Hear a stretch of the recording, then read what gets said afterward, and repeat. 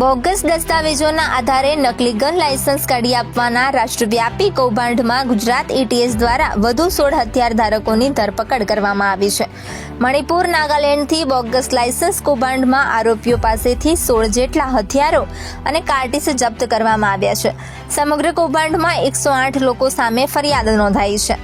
અમદાવાદ, સુરત, બોટાદ, સુરેન્દ્રનગરના હથિયાર ધારકોની ધરપકડ કરવામાં આવી છે. આ પહેલા ગુજરાત એટીએસ દ્વારા 7 આરોપીઓની ધરપકડ કરવામાં આવી હતી.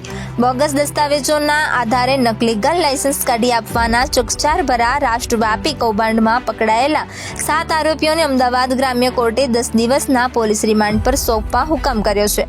એટીએસની પ્રાથમિક તપાસમાં બોગસ ગન લાયસન્સ કૌભાંડમાં અત્યાર સુધીમાં 115થી વધુ લોકોની સંડોવણીનો પર્દાફાશ થયો છે. 7 પૈકીના 3 આરોપીઓએ ખોટી રીતે ગન લાયસન્સથી મેળવેલી 3 પિસ્ટલ રિવોલ્વરનો ક્યાંક ને ક્યાંક ઉપયોગ કરાયો છે.